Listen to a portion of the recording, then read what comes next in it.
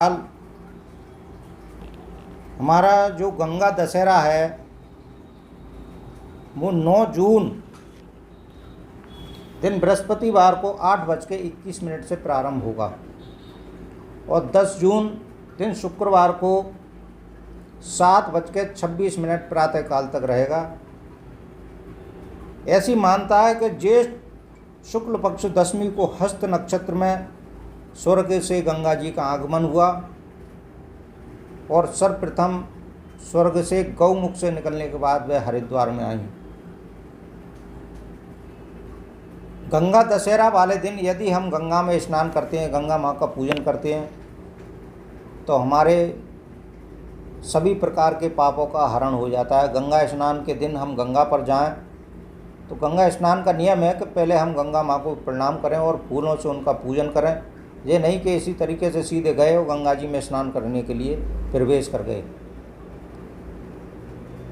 क्योंकि जिस गंगा में हमारे पापों का नाश होता है उस गंगा माँ को हमें पहले प्रणाम करना चाहिए। इसमें 10 प्रकार के जो हमारे पाप हैं उनका शमन हो जाता है, वो नष्ट हो जाते हैं, ऐसी पुराणों की मान्यता है।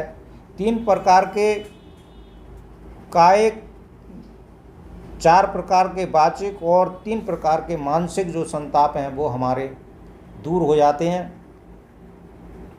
क्योंकि गंगा माँ हस्त नक्षत्र में स्वर्ग से आई थी।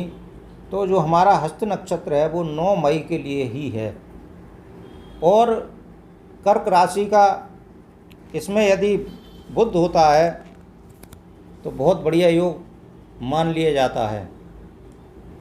चंद्रमा कन्या राशि में होना चाहिए, तो चंद्रमा भी हमारा उस दिन कन्या राशि में है।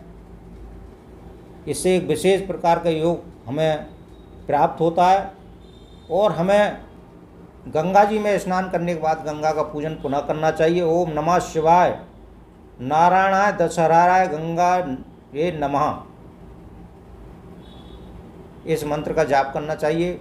ओम गंगा देव्यै नमः, इस मंत्र का जाप करना चाहिए 108 बार। और गंगा में स्नान करने के बाद यथाशक्ति हमें दान करना चाहिए। दान करने के लिए हमें इसमें विशेष महत्व होता है, हम गौ दान भी कर सकते हैं। अब गाय, क्योंकि हर व्यक्ति गंगा किनारे गाय नहीं ले जा सकता गौ दान करने के लिए, तो उसके लिए हम अन्न की गौ बना सकते हैं। कलश में हम गौ के लिए कल्पना कर करके दान दे सकते हैं। चांदी की गाय हम ब्राह्मण को दान दे सकते हैं। गुड़ की बनी हुई, मिष्ठान की बनी हुई गाय हम ब्राह्मण के लिए दान दे सकते हैं। तथा हमें इस दिन शाम के समय दीपदान भी गंगा में करना चाहिए, क्योंकि जो हम दीपदान करते हैं तो हमारे जो कायिक कष्ट हैं, जो हमें बीमारियां लगी हुई हैं, उनसे हमें बहुत ज़्यादा उन बीमारियों से छुटकारा मिलता है। और हमें गंगा माँ का पूजन करना चाहिए। गंगा माँ की कृपा आप सभी पर बनी रहे, इस कामना के साथ जय श्री महाकाल।